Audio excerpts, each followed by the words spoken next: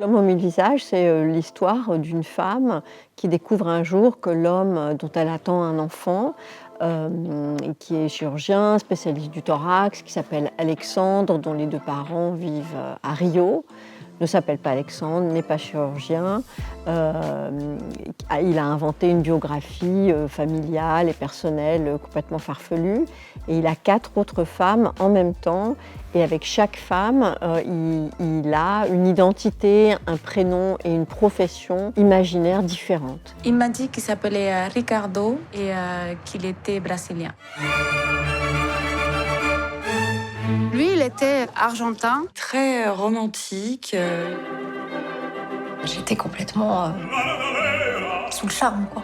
Ça a commencé avec un coup de fil, c'est-à-dire que l'une de ces femmes m'a téléphoné en fait un jour parce qu'elle souhaitait partager ce qui lui était arrivé. Et elle, en fait, elle avait cette idée de ne pas être une victime et de reprendre le dessus, de faire quelque chose en fait, à la fois pour reprendre un peu possession de sa vie et aussi pour prévenir éventuellement d'autres femmes, d'autres victimes. C'était vraiment compliqué parce qu'elles avaient souvent honte, surtout, ou peur des représailles. Et j'ai aussi essayé de trouver un moyen de rencontrer cet homme à un moment donné sans les mettre en danger. Et j'ai fini par engager un détective privé pour essayer de savoir où il était, quelles étaient ses habitudes. Enfin, j'ai cherché un peu une piste en fait pour le rencontrer.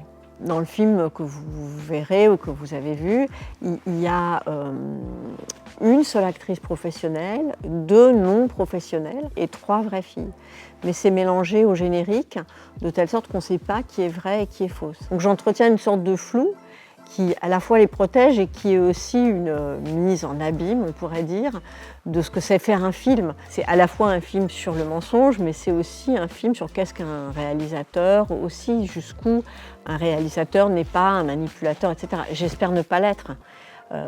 J'espère que donner un point de vue sur une histoire, c'est pas manipuler le réel, mais c'est quand même donner un point de vue. Il a travaillé dans Télécom. Ingénieur chez Peugeot, photographe, médecin. En fin de compte, voilà, il n'avait pas de travail de tout.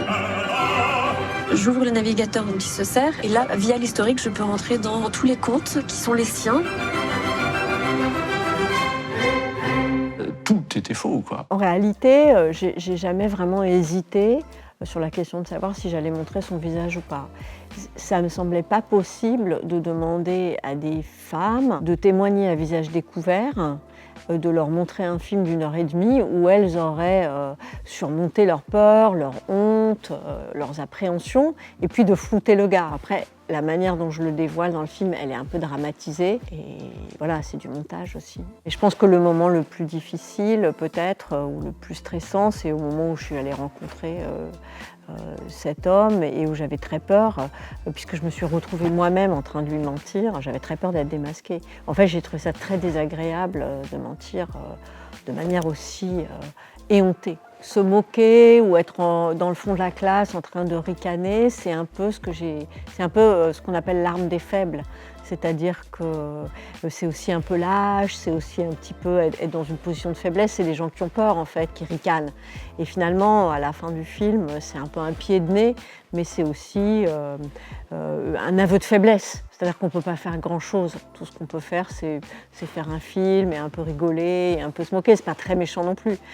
Mais j'ai pas osé le confronter. Je suis pas enquêtrice, je suis pas Rambo. Vous voyez, j'ai fait avec mes petits moyens et j'ai fait un film qui me ressemble et qui ressemble à la situation, en fait, et à ce qui était possible à ce moment-là. Il ne faut pas qu'il se fasse repérer parce que le gars, il est quand même potentiellement dangereux.